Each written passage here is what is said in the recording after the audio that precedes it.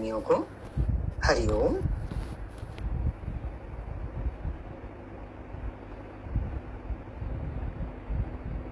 वाणी शुरू करते हैं। ओम सतगुरु प्रसाद आकाश अमृत वाणी। आज की पॉइंट है, शला हम निरंकारी हो जाएं, अहंकार रहित हो जाएं।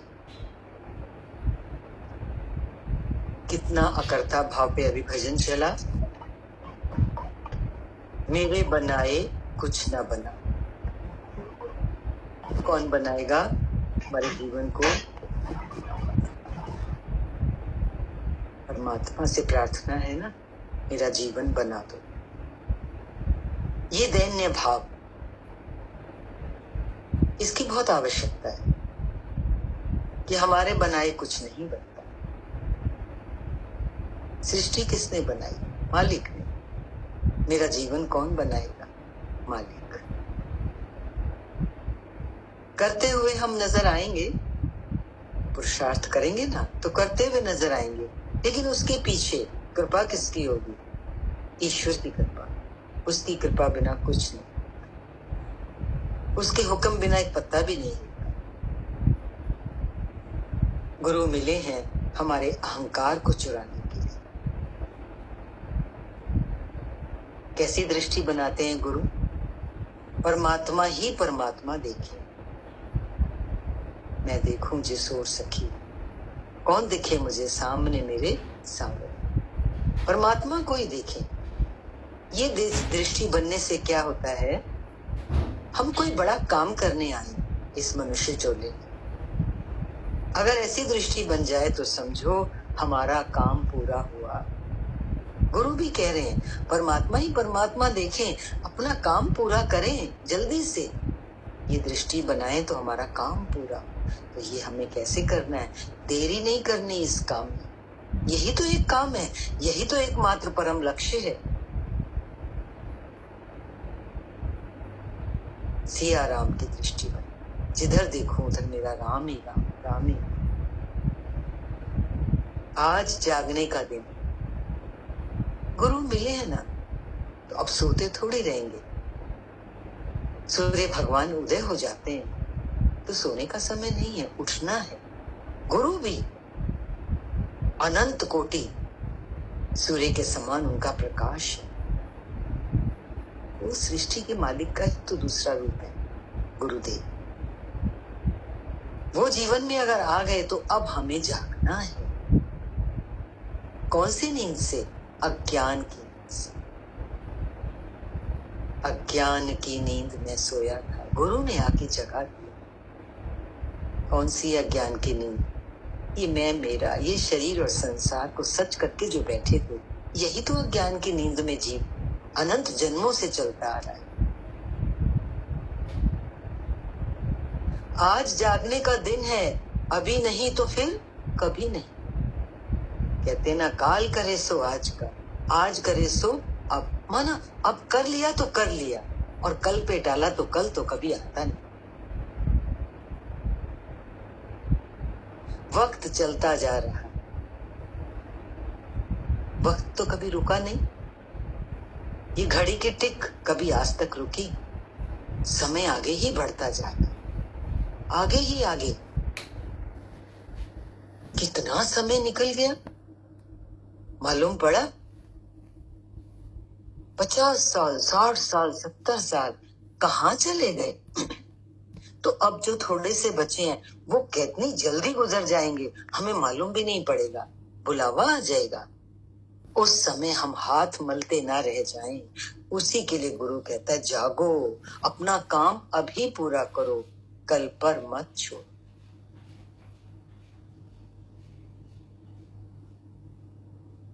वक्त तो चलता ही जा रहा है और परीक्षा अचानक आ जाती है।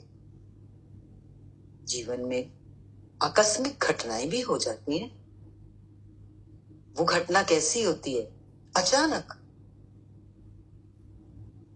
कभी भूकंप आ जाता है, अचानक बैठे बैठे हिलने लगते हैं, क्या हुआ? सब कुछ हिल रहा है। अरे भूकंप आया। कभी एकदम अचानक किसी का फोन आता है, हमारे किसी अपने का एक्सीडेंट हो गया। अरे कभी सोचा भी नहीं होता। कभी किसी की मौत की घटना का समाचार मिलता है। अभी हम किसी के पास बैठे हैं, अभी पता लगा वो तो दुनिया में ही नहीं है। तो ये क्या है? अचानक। गुरु ने हमेशा कहा अचानक के लिए तैयार रहो। हमारी तैयारी नहीं होती ना, तो उस समय ऐसा लगता है कि क्या पहाड़ टूट गया, ये क्या हो गया? अभी तो ये इंसान बैठा था, अभी चला गया। अभी तो बात कर रहा था। ये परीक्षा अचानक आती। हमारा बच्चा स्कूल में पढ़ता है, 3 महीने बाद, 6 महीने बाद या साल के बाद उसकी परीक्षा होती। पर देखो वो 12 महीने पढ़ाई करता, तभी वो तिमाही, छमाही या सालाना जो भी परीक्षा होती दे पाता है। बच्चा पढ़ाई ना करे तो नहीं पास होगा ना। हमारा जीवन भी किस लिए मिला है? परीक्षा के लिए मिला है, तो उसके लिए पढ़ाई करनी है ना। उस परीक्षा में हमें पास होना है। तो कौन सी परीक्षा है? अचानक कुछ भी आ जाए, पहाड़ भी टूट पड़े, तो मैं कैसा रहूं? अडोल। गुरु के ज्ञान से क्या मिलता है? धीरज। ये खजाना अनमोल है। संसार में जाके देखो, जरा सी बात होती है इंसान हिल जाता है, लेकिन जिसने गुरु की शरण ली उसके अंदर अपार शक्ति आ जाती है, धैर्य की। वो सहन कर लेता है। ज्ञान हमारे अंदर क्या बढ़ाता है? सहन शक्ति को बढ़ाता है। गुरु के वचन याद आ जाते हैं। अरे कोई बात नहीं, कोई बात आई है चली जाएगी, कोई बीमारी आई है अपने समय से खत्म हो जाएगी।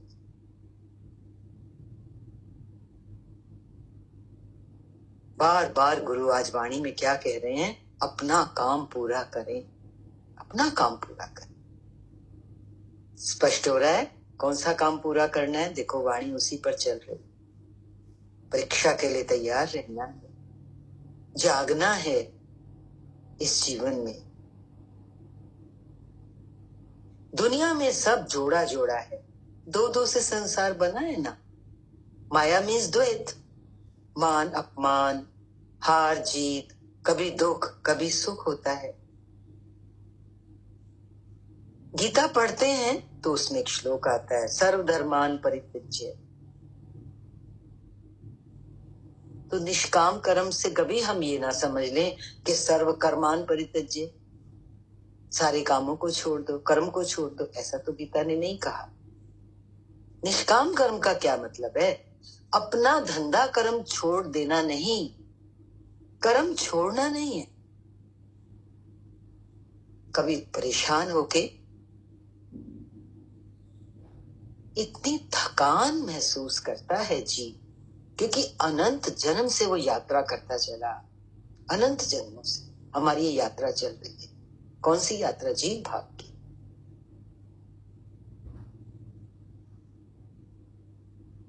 हमें कर्म छोड़ना नहीं है। छोड़ोगी तो दुखी होगी।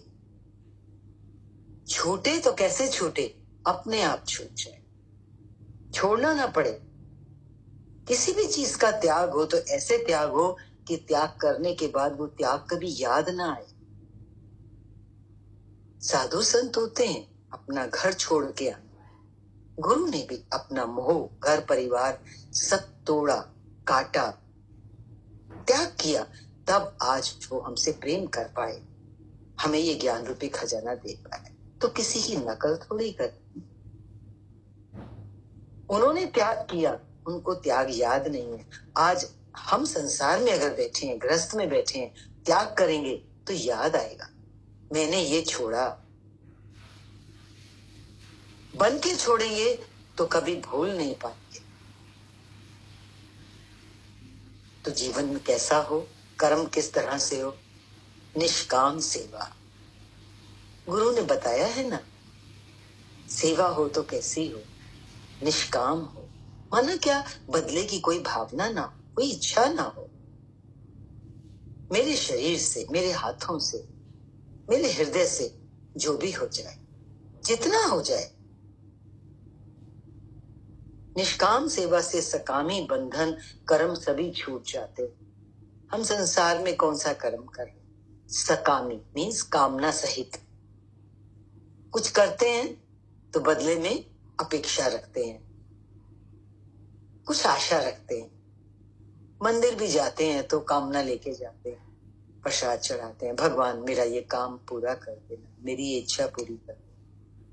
ये बंधन के कारण बनती हैं चीजें। परमात्मा की दर पे भी और संसार में भी जहां भी हम रह रहे हैं, जो कुछ भी हमारे से हो तो कैसे हो? निष्काम भाव से। भगवान है या नहीं है, इसी से किसी से वास्ता नहीं है। अभी मन की शांति। भगवान है या नहीं है इसमें नहीं जाना, क्योंकि वो कैसा है? अदृश्य है, निराकार है। कभी मन संशय ला सकता है, पता नहीं भगवान है भी कि नहीं, दिखता तो नहीं। तो कभी संशयात्मक बुद्धि नहीं आए। हम संसार से कैसे रहें? किसी से मेरा वास्ता नहीं। गुरु का जब ये वचन मिले तो रूखे सूखे नहीं हो जाना है। किसी से मेरा वास्ता नहीं है, माना मेरा मोह नहीं, मेरी अटैचमेंट नहीं। मैं सागर की लहरों का आनंद कैसे लेता हूं? किनारे बैठ के। ऐसे ही जो मेरी मोह माया का संसार है, उसमें हमें कैसे बैठना है? किनारे बैठना है, आनंद लेना है। और कौन सा आनंद? उसमें डूबना नहीं है। सागर के बीच में गए तो डूबेंगे, ऐसे ही मोह माया के इस संसार में बीच में गए, उलझे तो फंस जाएंगे। किनारे रह के आनंद लेने का मतलब है हम उनकी सेवा करें, जो रोल हमें मिला है। बच्चे हैं तो माँ का रोल मिला है, माँ की कुर्सी पे बैठ के हम उनकी सेवा करेंगे। किस भाव से? निष्काम भाव से। कोई उम्मीद नहीं रखेंगे कि आज मैंने इतना किया तो कल को मुझे बदले में इतना मिलेगा। नहीं, वो बंधन का कारण बन जाएगा।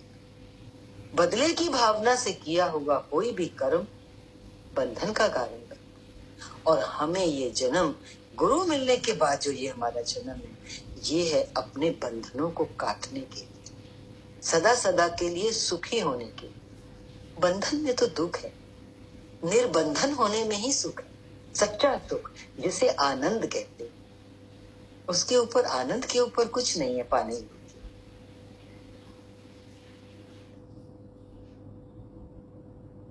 तो क्या होगा? मन की शांति। फिर मन की शांति है। द्वैत में तो दुख मिलता है, लेकिन अद्वैत में आनंद है। कौन सा अद्वैत? दूसरों का दुख मिटाने के लिए दर्द पैदा हो। हमारे हृदय में कौन सा दर्द हो? चला किसी का भी, मेरे से कोई दर्द है, किसी को कोई दुख है, तो वो दूर हो जाए, ये सुखी हो जाए। देखो सारा संसार किसमें लगा पड़ा है? मैं सुखी हो जाए, मुझे सब कुछ मिल जाए। और गुरु कौन सी पदवी पर बैठे हैं? गुरु के पास जो भी जाता है, गुरु का क्या हृदय कहता है? ये सुखी हो जाए, ये शांत हो जाए, ये सदा सदा के लिए आनंदित हो जाए। हमारा भी जीवन वैसा ही हो, क्योंकि उसी में ही शांति है, उसी में ही परम लक्ष्य की प्राप्ति है। तो बोला ऐसा हृदय हो कि दूसरे के दुख मिटाने के लिए हमारे अंदर दर्द पैदा हो, तभी आनंद आएगा। देखो आनंद का राज। हर इंसान सुख की तलाश में। संसार के सुख छोटे छोटे सुख हैं, वो अभी है अभी नहीं है, पानी के बुलबुले की तरह। लेकिन जो आनंद है वो कैसा है? वो सदा जीवित रहता है। आनंद कहाँ है? आनंद तो आत्मा की स्थिति में है। आनंद, आत्मा कैसी है? सत, सदा रहने वाली है। आत्मा का जो आनंद है वो सदा रहने वाला। आत्मा अमर है, तो आत्मा का सुख भी कैसा है? जिसको आनंद कहते हैं वो भी अमर है। उस पद को हमें पाना है। और उस पद पर पहुंचने के लिए हमारा हृदय कैसा हो? दर्द से भरा हो। किस बात के लिए? चला ये भी सुखी हो जाए, ये भी सुखी हो जाए, ये भी सुखी हो जाए, ऐसा दर्द।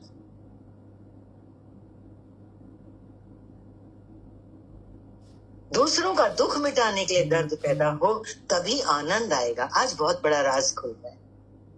हम आनंद की तलाश में क्या क्या करते हैं? हम मंदिर जाते हैं, गुरुद्वारे जाते हैं, शुभ कर्म करते हैं, गीता पाठ करते हैं, बहुत कुछ करते हैं, माला जपते हैं, पर देख रहे हैं गुरु कहां से वचन दे रहे हैं? बहुत अनमोल वचन है गुरु के, और दिव्य वचन है, कहीं मिलते नहीं आसानी से। कोई इतनी सरलता से नहीं पकड़ाता। इतना गहरा राज, राज बहुत गहरा है। आनंद की प्राप्ति के लिए क्या करना है? ऐसा हृदय बनाना है कि किसी का दर्द मेरे से मिट सके। तो बदले में क्या मिलेगा? बदला चाहता है ना जी, आनंद। और वो आनंद कौन सा है? वो है आत्मिक सुख, जिसके बाद कुछ पाने योग्य बचता नहीं। दादा भगवान ने एक चीज महसूस की थी जीवन में। स्त्रियां बहुत दुखी, उनके अंदर दर्द जागा। ये सत्संग कहां से शुरू हुआ? पुरुष चोले से, लेकिन उनके हृदय में एक दर्द जागा। वो ऐसी जगह में रहते थे जहां स्त्रियों को कोई स्वतंत्रता नहीं थी, बहुत पीड़ाएं थी उनके जीवन में। तो उनके अंदर एक ज्वाला थी, मैं स्त्रियों को सुखी कर दूं। ये परंपरा, इस ज्ञान की, जो इस तरह से वचन उन्होंने दिए कि हर स्त्री, युवा हो, वृद्ध हो, अनपढ़ भी हो, तो उसकी समझ में आ जाए ये ज्ञान। उनके मन में, उनके अंदर दर्द जागा कि स्त्रियां बहुत दुखी हैं, उन्हें ज्ञान की जरूरत है, और सभी को ज्ञान देकर जगाया जाए। हैं? किसी को बड़े में बड़ा सुख हम कौन सा दे सकते हैं? कभी हम सोचते हैं अपनी संतान को इतना धन, मकान, दुकान दे, फैक्ट्री दे के जाए तो मेरे बच्चे सुखी हो जाएं। ये हमारा भ्रम है। सुख तो एकमात्र किसमें है? ज्ञान। इसीलिए कहते हैं ना, परम धन हमें किससे मिलता है? गुरु से मिलता है, जो सदा सदा के लिए हमारे साथ रहता है। इस जन्म में तो हमें सुखी करता ही करता है। हमारे कोई जन्म बाकी भी है तो सदा ये सुख हमारे, ये आनंद हमारे साथ रहता है। मीरा ने क्या कहा? पायो जी मैंने राम रतन धन पाए। आज गुरु से हमें ये राम रतन धन मिलता है, जिससे हम स्वयं तो सुखी होते ही होते हैं, सामने वाले को भी ये अमृत पिला सकते हैं। गुरु ने स्त्रियों को जगाया, उन्होंने महसूस किया इनको ज्ञान की जरूरत है। देखो यहाँ पे बड़ा वाला ज्ञान, बहुत ऊंचा ऊंचा शास्त्रों वाले ज्ञान की बात नहीं है। यहाँ जागृति, गुरु ने जगाया।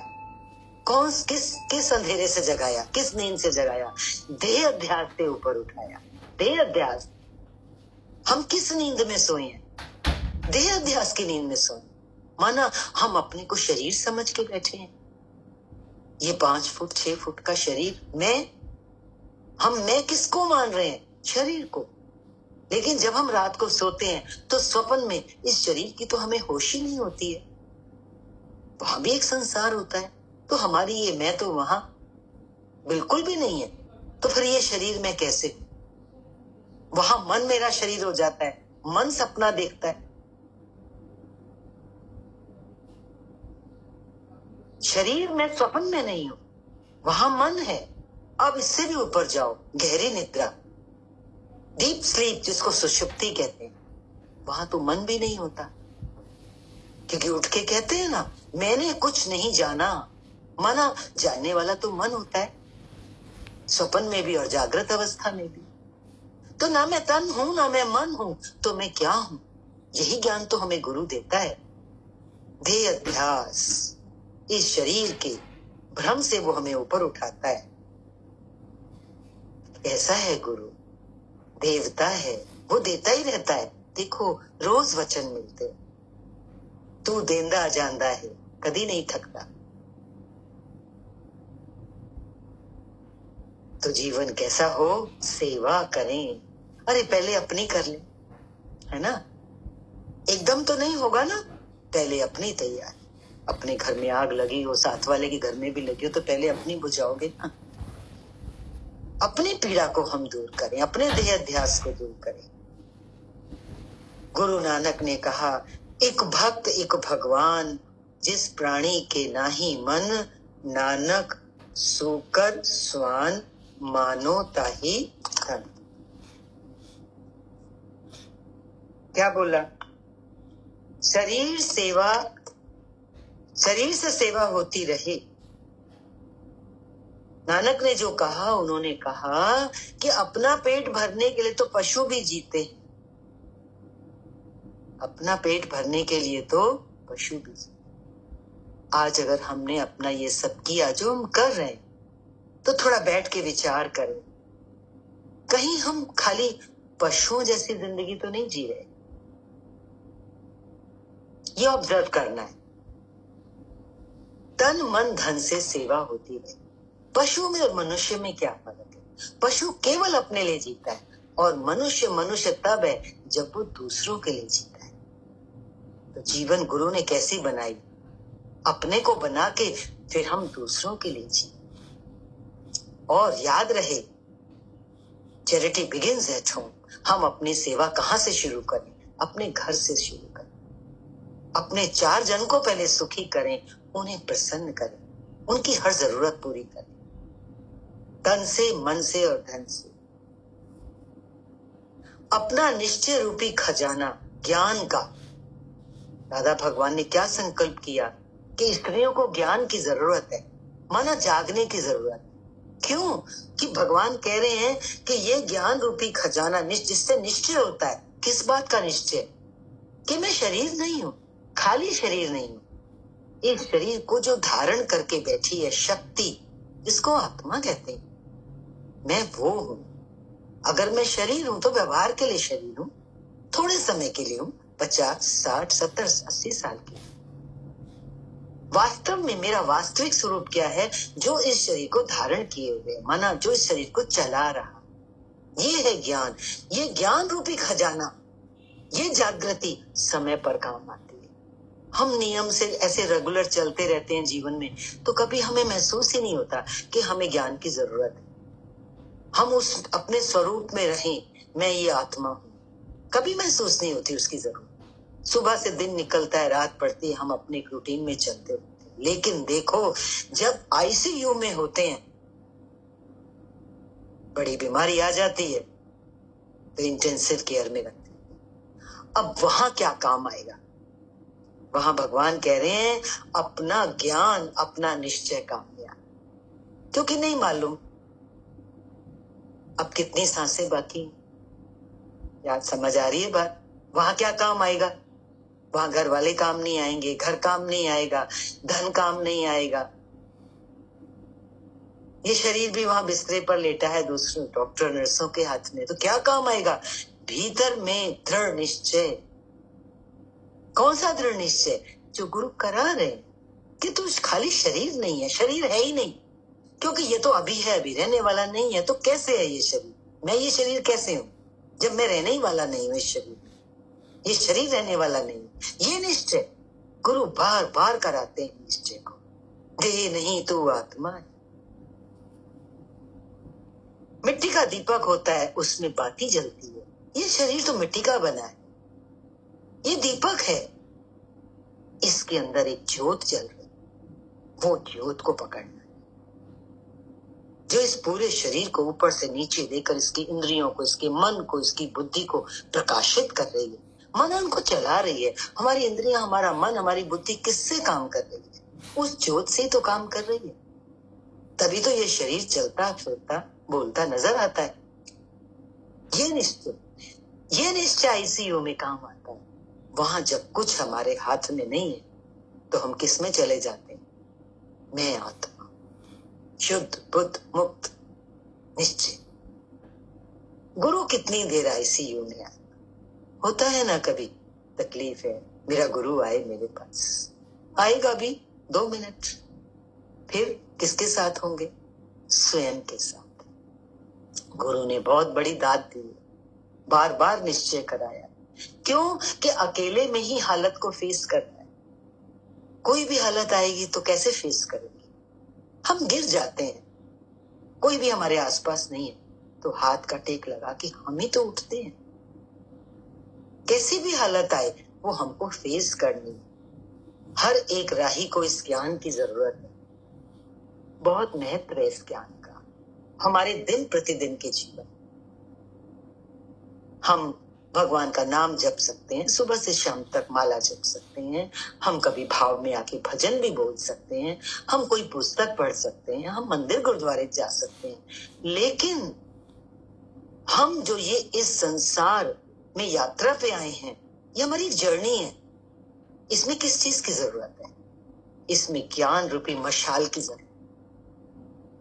घने अंधेरे में, घोर जंगल में हम हों और हमें वो जंगल पार करना हो तो क्या चीज साथ देती है? यदि हाथ में मशाल है तो हम रास्ता तय कर लेते हैं। ऐसे ही ये संसार घनघोर वन की तरह से, यहाँ अंधेरा ही अंधेरा है चारों तरफ, क्योंकि विषयों में भटकती हुई हमारी इंद्रियां, हमारी आत्मा अंधकार ही तो है। कुछ नजर नहीं आ रहा हमें छोड़। लेकिन यदि हमारे हाथ में ज्ञान रूपी मशाल होगी तो हम इस रास्ते को पार कर सकते हैं, अकेले पार कर सकते हैं। और करना भी है, अकेले ही करना है। बोला ना, हर हालत को अकेले ही फेस करना है, क्योंकि सदा सुनते आए हैं हम इस संसार में कैसे आए थे, अकेले ही तो आए थे। जब हमारा आखिरी क्षण आएगा तो कोई हमारे साथ जाएगा क्या? अभी 4 जन हमारे साथ हैं, लेकिन जाने के समय वो यात्रा हमें अकेले ही करनी है। तो गुरु हमें किस लिए मिले हैं? ये जो बीच में हमारा सफर है, इसको भी हम अकेले ही चल पाए, अकेले ही तय कर पाए। वो सामर्थ, वो शक्ति हमें गुरु देता है। और वो शक्ति कौन सी है? आत्मिक शक्ति है, ज्ञान की शक्ति है, निश्चय की शक्ति। इस खड़क को हमें पकड़ना है, इस मशाल को लेके हमें जीवन में चलना है। जो अकेला अपने को समझता है, अकेला हो जाता है ना कभी कभी इंसान, अरे मैं तो अकेला, मेरे साथ कोई नहीं। माना उसने प्रेम नहीं किया है सभी को। प्रेम की दुनिया में आ जाओ। प्रेमी के लिए क्या है? उसके लिए तो चारों तरफ, जैसे सागर के बीच में, समुद्र के बीच में जहाज है, तो चारों तरफ क्या है? जल ही जल है। जिसके हृदय में प्रेम रूपी सागर उछाले ले रहा हो तो उसके तो चारों तरफ प्रेम ही प्रेम। कहते हैं ना, जो बांटोगे वही बदले में मिलता है, जो हम देते हैं वो वापस आता है। हम प्रेम दें तो हमें वापस में क्या मिलेगा? प्रेम ही मिलेगा। प्रेम की दुनिया में आ जाओ। कभी कभी प्रेमी कहते हैं भगवान हमसे प्रेम होता नहीं है। तो हम कैसे हैं? तंग दिल है ना, सिकुड़े हुए हैं। बस अपने को प्रेम, अपने एकाधिक दो को प्रेम। निकलो, भगवान ने हमें बड़ा घर बना के दिया, बोला तेरे को बड़ा परिवार बना के दिया है।